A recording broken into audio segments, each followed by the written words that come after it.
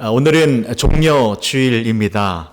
예수님께서 어린 나귀를 타고 예루살렘 성에 입성하실 때에 많은 사람들이 종려나무가지를 흔들며 호산나, 호산나를 기쁨으로 외쳤습니다.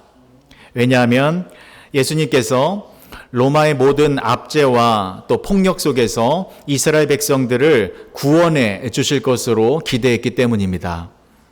하지만 예수님은 가련한 민중들에게 행복한 유토피아를 건설해 줄 정치적인 메시아로 오신 것이 아니라 인류의 죄를 도말하여 주시기 위하여 십자가 죽음이라고 하는 그 끔찍한 고난을 받으시기 위해 예루살렘 성에 입성하신 것입니다.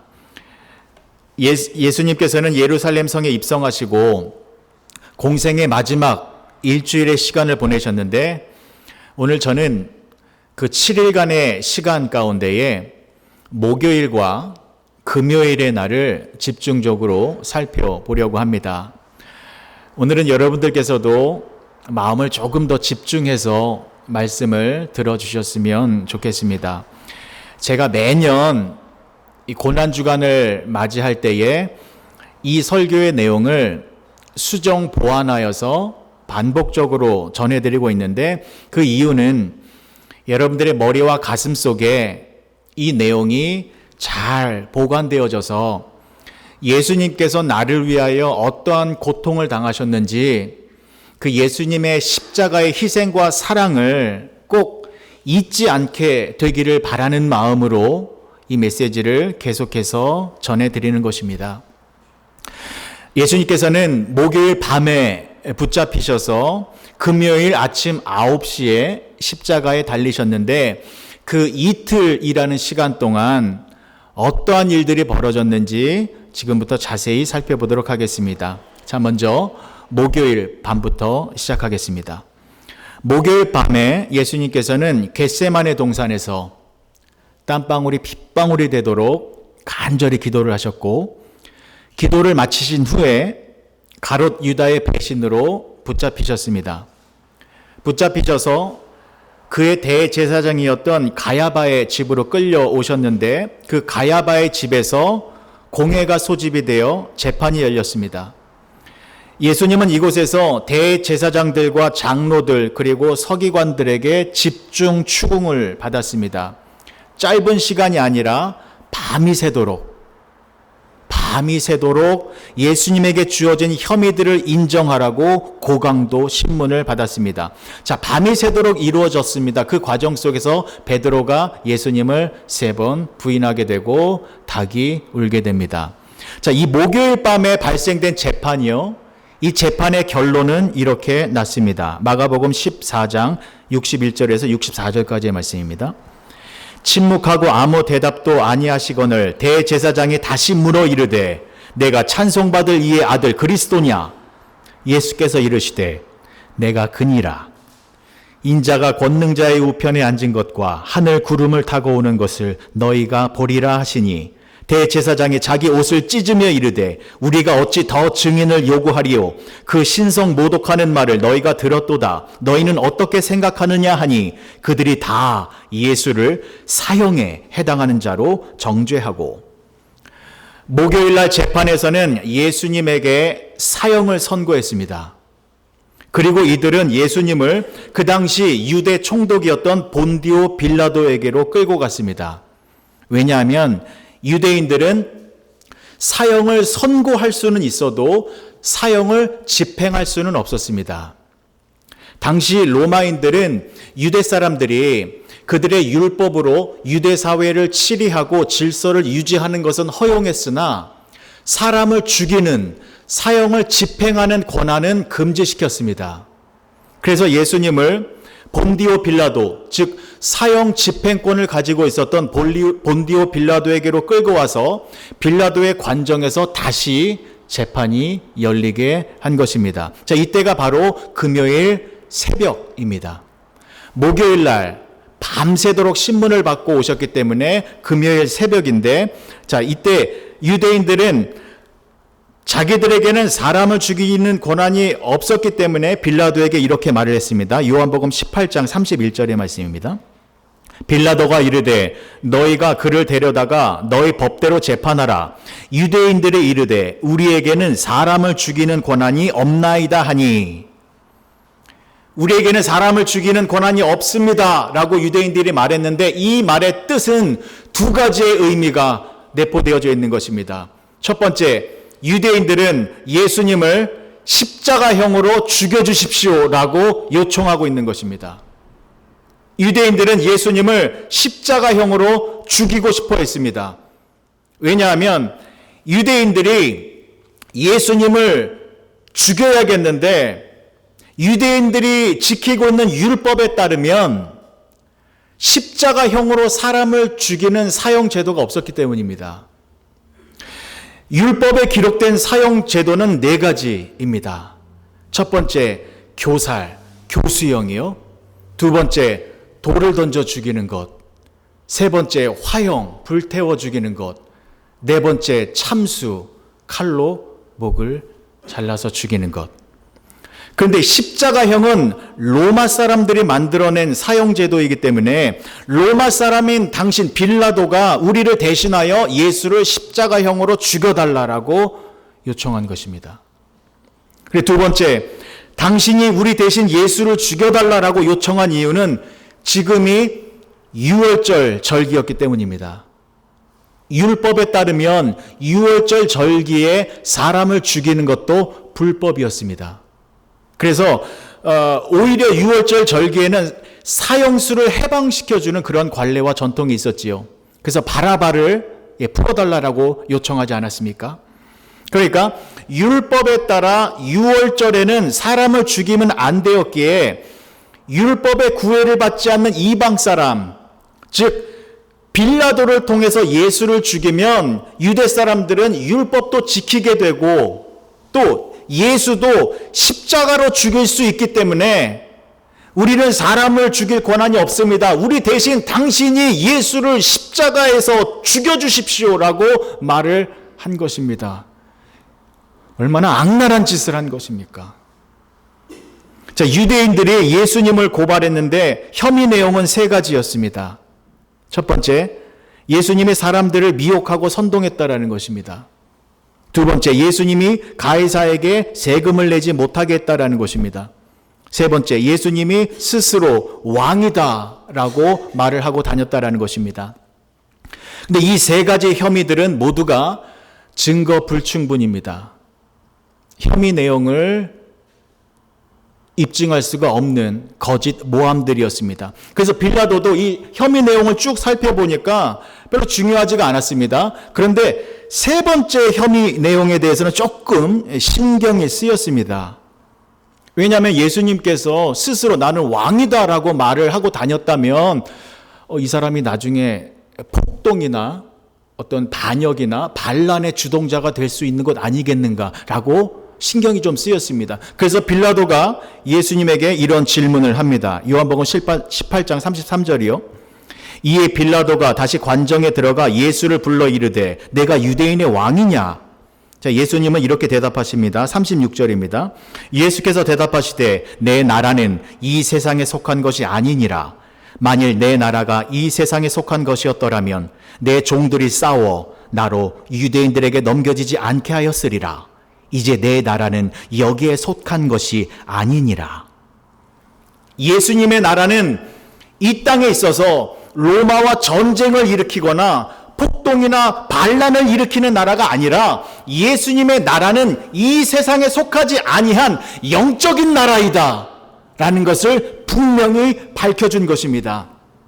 이 말을 듣고 빌라도는 예수님이 로마의 적이 아니구나, 이 사람 위험한 사람이 아니구나 라고 생각을 해서 빌라도는 사실 이 예수를 구해주고 싶었습니다. 그래서 방법을 모색하다가 유대 사람들이 예수님을 향하여 이 사람은 갈릴리 출신입니다, 갈릴리 사람입니다 라는 말을 듣고 그러면 갈릴리 지방을 다스리고 있는 헤롯 왕에게로 예수님을 보냅니다. 그래서 예수님은 금요일 아침 일찍 빌라도 관정을 떠나 헤롯 왕에게로 보내졌습니다. 누가복음 23장 7절의 말씀입니다. 헤롯의 관할에 속한 줄을 알고 헤롯에게 보내니 그때에 헤롯이 예루살렘에 있었더라. 자, 이 헤롯은 예전에 세례 요한을 죽인 사람입니다. 근데 이 헤롯은요, 예수님이 자신에게로 온다라는 소식을 듣고 기뻐했습니다. 왜냐하면 이 헤롯은요, 예수님이 수많은 기적과 이적과 표적을 행하셨다라는 소문을 들었습니다. 그래서 이 예수라는 사람이 내 앞에서도 화려하고 신기한 마술쇼를 보여줄 것이다 라고 기대했기 때문입니다. 누가복음 23장 8절의 말씀이요. 헤롯이 예수를 보고 매우 기뻐하니 이는 그의 소문을 들었으므로 보고자 한지 오래였고 또한 무엇이나 이적 행하심을 볼까 바랐던 연고로라. 그런데 예수님은 헤롯 왕 앞에 오셔서 침묵하셨습니다. 헤롯 왕이 예수님에게 여러 가지 질문을 던졌지만 예수님은 입을 굳게 닫으셨습니다. 9절의 말씀입니다. 여러 말로 물으나 아무 말도 대답하지 아니하시니. 예수님은 헤롯 왕 앞에서 아무런 능력도 아무런 말씀도 하지 않으셨습니다. 당신의 억울함을 호소하지도 아니하셨고 당신의 하나님 되심을 선포하지도 아니하셨습니다. 잠잠하셨습니다. 조용히 침묵하고 계셨습니다. 왜요? 예수님은 하나님 아버지의 뜻에 순종하기로 결심하셨기 때문입니다. 겟세마네 동산에서 땀방울이 핏방울이 되기까지 기도하시며 아버지여 내 뜻대로 마시고 아버지의 뜻대로 되기를 원하나이다 라고 기도하시며 예수님은 이미 우리를 위해 죽기로 결단하셨기 때문입니다. 예수님은 인내와 침묵으로 십자가 죽음에 순복하기로 결심하신 것입니다. 그렇게 헤롯 왕 앞에서 침묵하고 계시자 헤롯 왕은 예수님을 조롱하기 시작했습니다. 바보같이 아무런 말도 하지 못하고 아무런 기적과 이적을 표현하지도 못하는 이 예수라는 사람을 업신여기고 희롱하고 무시했습니다. 그리고 다시 이 예수님을 빌라도에게 돌려보냅니다. 11절의 말씀입니다. 헤롯이 그 군인들과 함께 예수를 업신여기며 희롱하고 빛난 옷을 입혀 빌라도에게 도로 보내니 예수님은 다시 빌라도 앞으로 왔습니다. 헤롯 왕도 예수님에게 특별한 범죄 행위가 없음을 발견하고 그저 평범한 사람으로 예수를 빌라도에게 돌려보낸 것입니다. 자, 그래서 빌라도는 유대 사람들에게 자, 예수와 바라바 둘 중에 누구를 놓아주기를 원하느냐라고 말을 합니다. 요한복음 18장 39절과 40절 말씀입니다. 6월절이면 내가 너희에게 한 사람을 놓아주는 전례가 있으니 그러면 너희는 내가 유대인의 왕을 너희에게 놓아주기를 원하느냐 하니 그들이 또 소리질러 이르되 이 사람이 아니라 바라바라 하니 바라바는 강도였더라. 빌라도는요 사실 예수님을 풀어주고 싶었습니다. 왜냐하면 헤롯 왕도 예수님에게 아무런 죄를 발견하지 못하고 자신에게 보냈기 때문입니다. 반면에 바라바는 예수님과 다르게 죄질이 나쁜 사람이었습니다. 살인자였고 강도였습니다. 그래서 그 당시에 유대 사람들은 바라바를 너무나도 싫어하고 있었습니다. 그래서 당연히 예수와 바라바 가운데 누구를 놓아줄까라고 하면 바라바를 죽이고 예수를 풀어주십시오라고 말할 줄 알았는데 정반대의 목소리가 들렸습니다. 바라바를 풀어주고 예수를 죽여달라라는 요청이 들린 것입니다. 그리고 유대인들은 서서히 그들의 속마음을 드러내기 시작했습니다. 예수를 죽이는데 그냥 죽이는 것이 아니라 십자가 죽음이라고 하는 저주받은 죽음으로 예수를 죽여달라고 외쳐대기 시작했습니다. 마태복음 27장 22절의 말씀입니다. 빌라도가 이르되 그러면 그리스도라 하는 예수를 내가 어떻게 하랴? 그들이 다 이르되 십자가에 못 박혀야 하겠나이다. 빌라도는 깜짝 놀랐습니다. 아니, 아무런 죄를 찾을 수 없는 이 사람을 그 무시무시하고 끔찍한 살인 형틀인 십자가형으로 죽여야 한다고 사람들이 외치고 있기 때문입니다. 그래서 빌라도가 너무 당황하며 이렇게 말을 합니다. 23절의 말씀이요. 빌라도가 이르되 어찌미냐? 무슨 악한 일을 하였느냐? 그들이 더욱 소리질러 이르되 십자가에 못 박혀야 하겠나이다 하는지라. 빌라도 생각에는 이 예수라는 사람이 십자가에서 죽어야 할 만큼 큰 죄를 지은 것 같지가 않은데 유대 사람들은 이 예수를 반드시 십자가에 못 박아 죽여야 한다라고 소리를 지르고 있는 것입니다.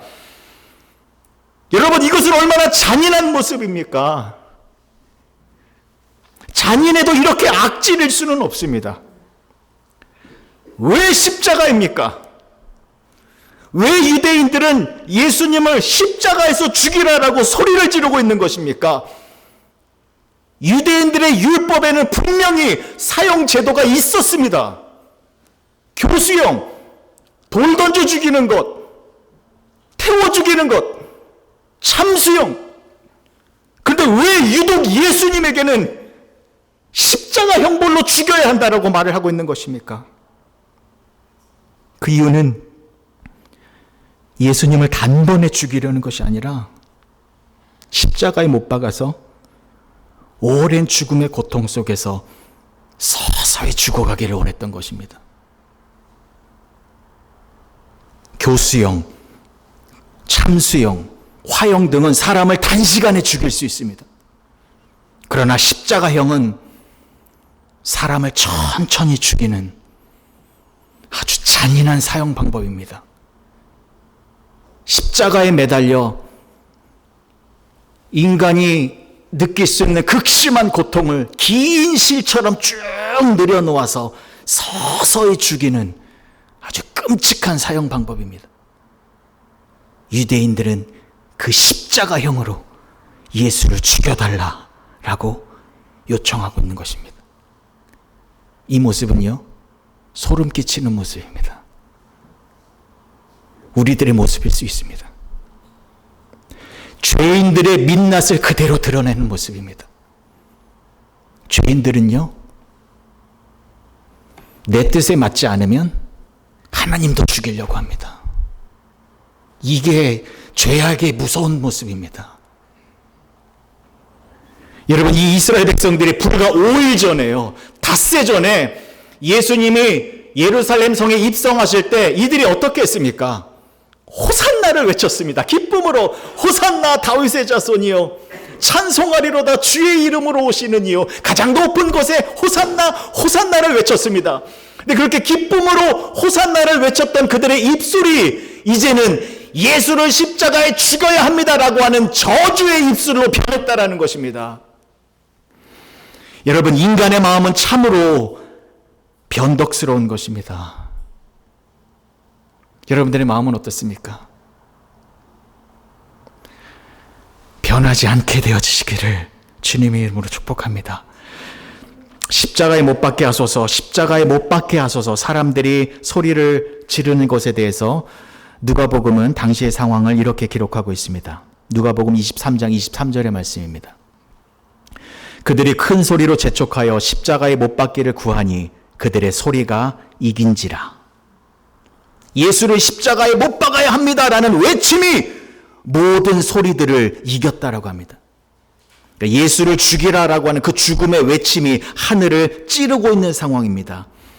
결국 빌라도는 이러한 유대인들의 강력한 요구와 압박에 못 이겨 예수님을 십자가형에 넘겨줍니다.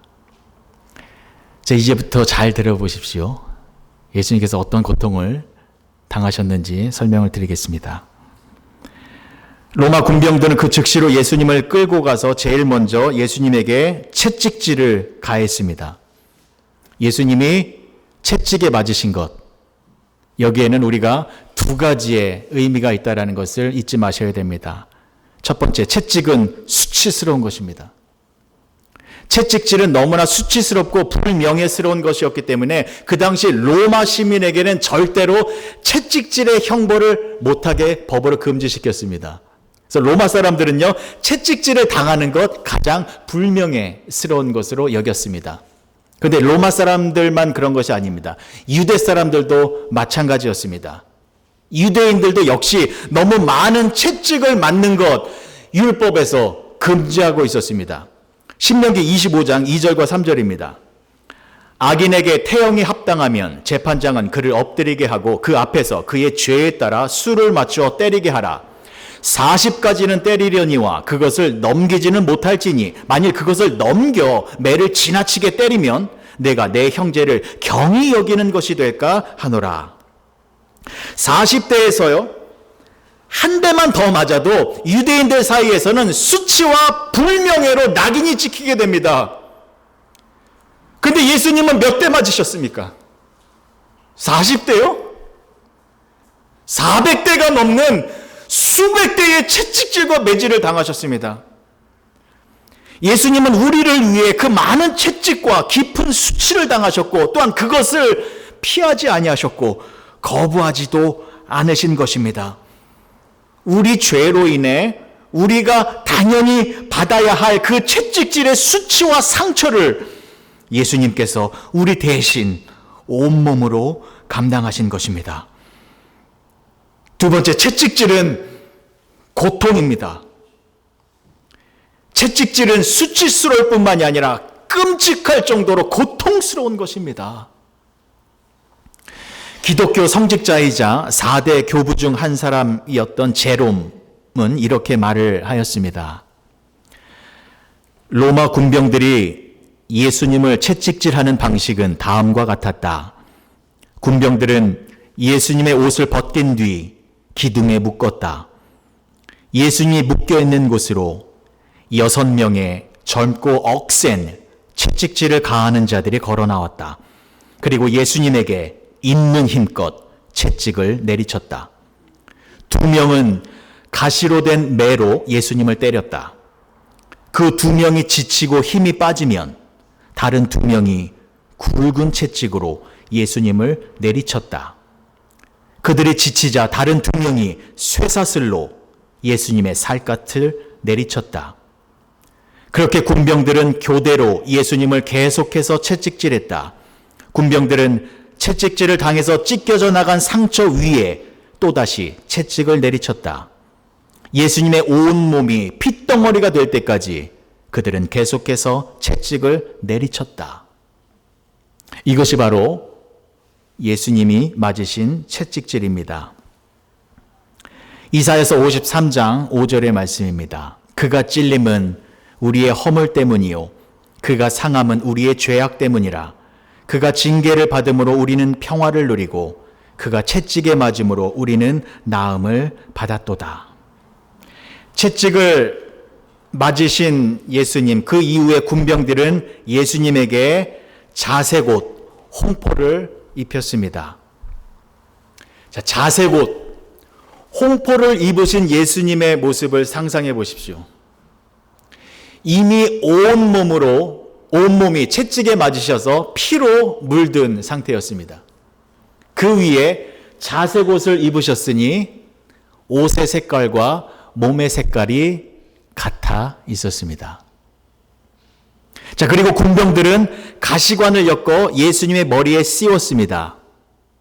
장미꽃의 가시가 아닙니다.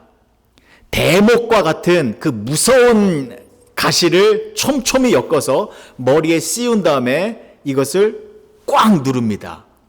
그럼 이 가시가 피부뿐만이 아니라 뼈까지도 뚫고 들어간다고 합니다. 가시면류관으로 인하여 예수님은 이제 머리와 온 얼굴에도 붉은 피로 물들게 되셨습니다.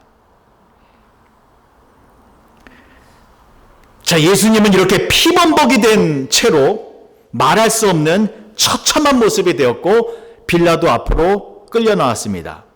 자, 그런데 이때 빌라도가 무슨 행동을 했냐면 이 예수님을 관정에서 나오게 했습니다. 왜냐하면 이 참혹하고 비참한 모습을 유대인들에게 보여주려고 했습니다.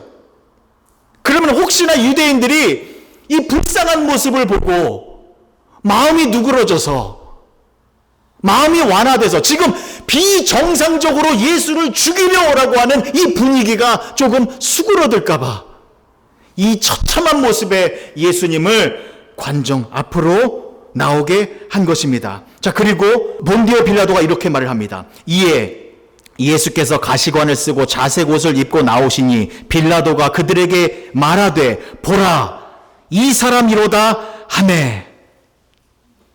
보라 이 사람이로다. 유대인들아 다 봐라. 이 사람을 봐라. 이렇게 보잘것없고 처참한 모습으로 서 있는 이 사람 좀 봐라. 온몸에 상처를 입고 가장 흉하고 가장 처참한 몰골로 서 있는 이 사람 좀 봐라. 자신의 고통 앞에서 아무런 말도 못하고 아무런 기적도 행하지 못하고 아무런 능력도 행하지 못하고 있지 않느냐. 근데 너희는 왜 이 사람을 죽이려고 하느냐. 이 사람이 뭐가 그렇게 무섭단 말이냐. 그러자 유대인들은 더 흥분하며 분노를 발합니다. 요한복음 19장 6절의 전반부 말씀입니다. 대제사장들과 아랫사람들이 예수를 보고 소리질러 이르되 십자가에 못 박으소서, 십자가에 못 박으소서 하는지라. 빌라도가 유대인들을 진정시키려고 하면 할수록 유대인들은 더 흥분해서 예수님을 죽여야 한다라고 격분하고 있습니다.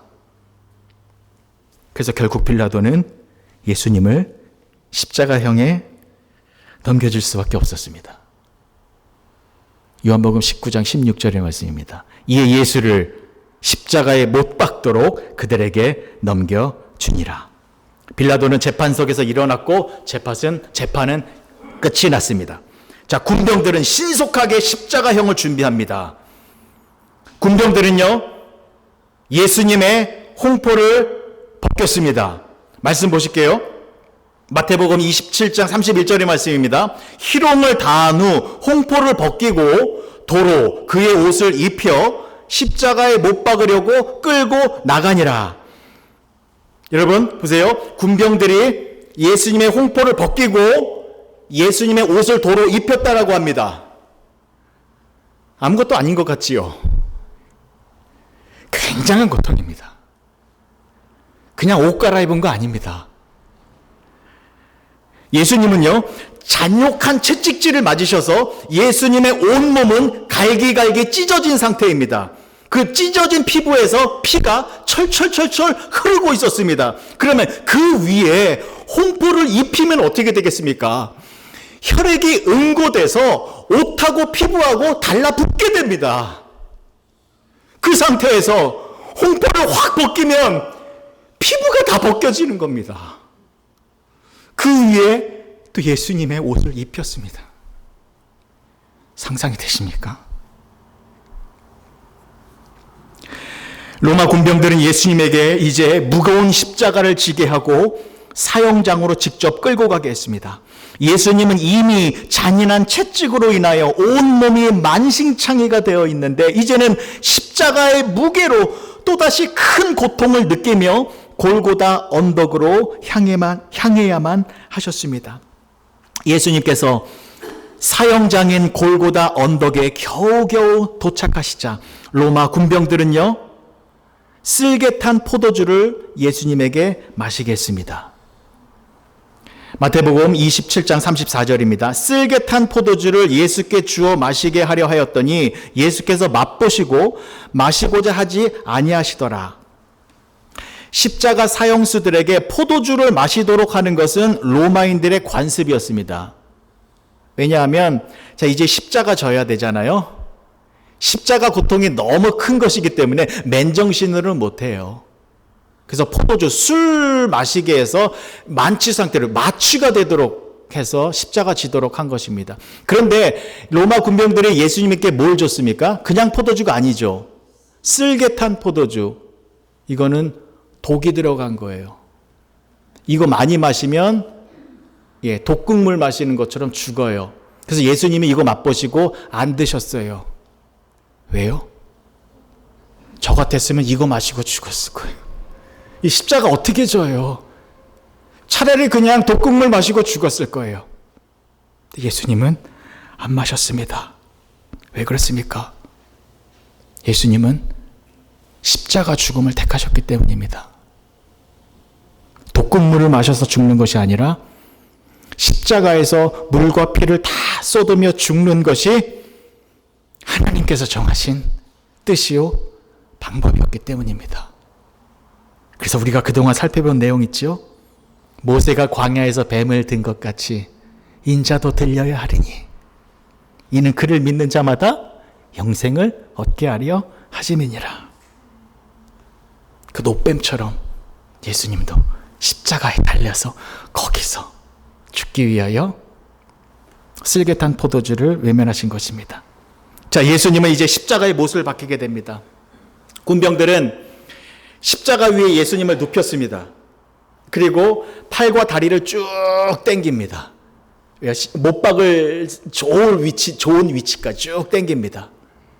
그리고 인간의 신체 가운데 가장 예민하고 민감한 부분인 두 손과 두 발에 대못을 박습니다.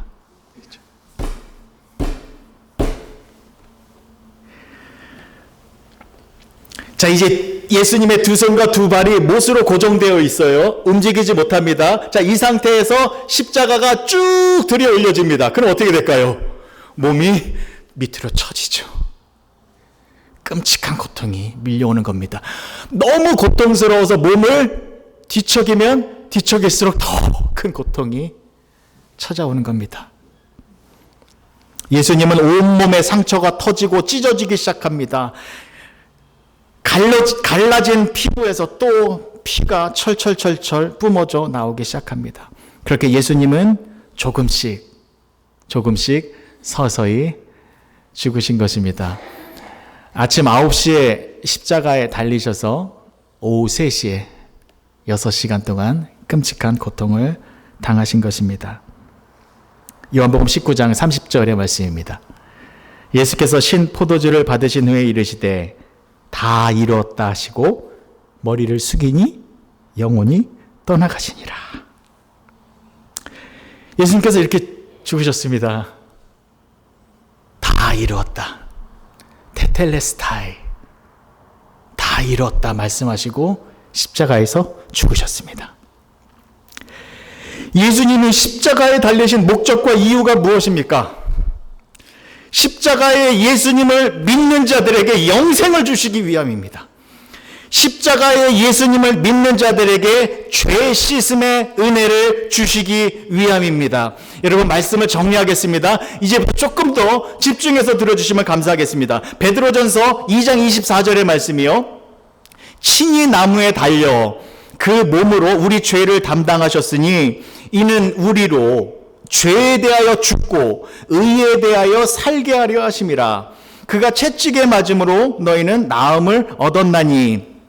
십자가는요, 죄에 대해서는 죽이고 의에 대해서는 살린다라는 것입니다. 다시 한번요. 십자가는 죄에 대해서는 죽이고 의에 대해서는 살린다라는 것입니다. 여러분, 십자가는 죽이는 형틀입니다.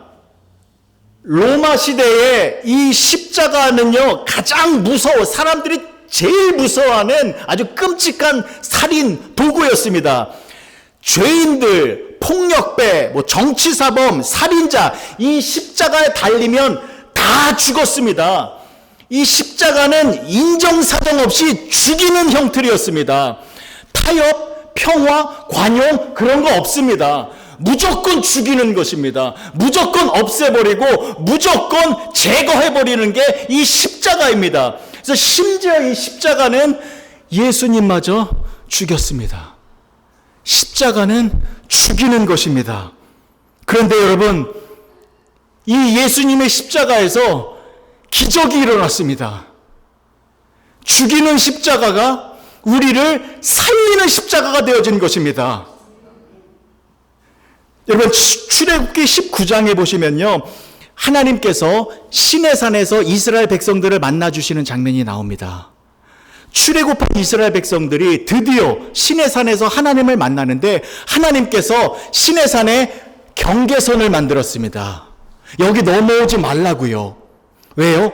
하나님은 공의로우시고 의로우신 분이시기 때문에 죄가 있으면 죄를 제거해야만 합니다. 죄가 있는 죄인들을 보면 반드시 죽여야만 합니다. 어쩔 수 없어요. 의로우신 하나님이시기에. 그래서 경계선을 정해놓고 여기 넘어오지 말라라고 하신 것입니다.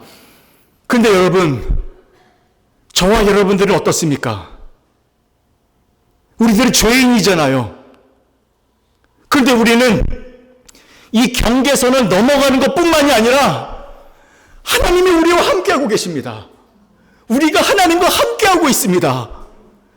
이렇게 큰 죄인인데 우리가 어떻게 하나님과 함께할 수 있습니까? 이 십자가 때문입니다. 죽이는 십자가, 이 죽이는 십자가가 내 안에 있어서 내 모든 죄들을 다 죽이고 있는 겁니다. 이 죽이는 십자가가 여러분들의 그 처참하고 더럽고 추악한 죄들을 다 죽이고 있어요. 그래서 이 죽이는 십자가로 말미암아 내 죄가 다 사해져서 내가 의로운 사람이 되어 하나님의 자녀가 되어 하나님께서 주시는 영원한 생명으로 거듭난 복된 존재로 살아갈 수 있게 되어진다는 것입니다.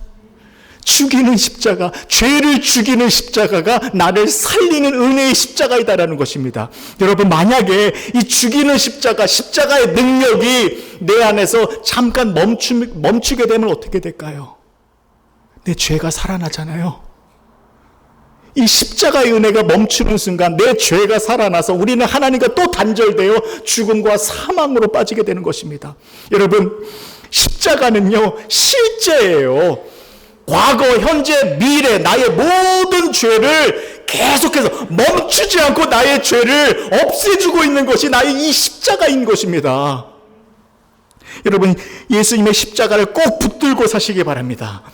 인생에서 가장 중요한 것은 십자가를 붙들고 십자가를 의지하며 살아가는 것입니다. 여러분, 대충 붙들면 안 됩니다. 십자가 어설프게 붙들어서도 안 됩니다. 철저한 십자가가 우리 가운데 있어야 한다는 것입니다. 상상 속의 예수 그리스도, 상상 속의 십자가, 그렇다면 우리의 구원도 상상 속에 그치는 것입니다. 그러나 예수님의 십자가는 상상이 아닙니다. 실제적으로 지금 내 안에서 나의 죄를 죽이는 죄사함의 역사가 일어나고 있다는 것입니다. 그 죄 죽임의 십자가가 나를 살리는 십자가이다라는 것을 기억하시오. 오늘부터 고난주가 시작됩니다. 예수님의 그 고통을 기억하셔서 이번 한 주간 죄를 멀리 하시고요, 경건하게 사시고요, 하나님의 자녀답게 몸부림치며 여러분들이 져야 할 십자가를 지고 살아가시기 바랍니다. 그러면 다음 주 부활절 때 우리는 기쁨의 예배를 드리게 되어질 것입니다. 기도하시겠습니다. 좋으신 아버지 하나님, 은혜를 감사합니다. 예수님의 십자가는 살아있는 십자가입니다. 그 십자가가 지금도 나의 죄를 죽이고 있습니다. 때문에 그 십자가가 나를 살리는 십자가입니다. 예수님의 십자가를 꼭 붙들고 살아가서 하나님의 자녀다운 영광스러운 삶을 살아가는 우리 모두가 되게 하여 주시옵소서. 예수님의 이름으로 기도합니다. 아멘.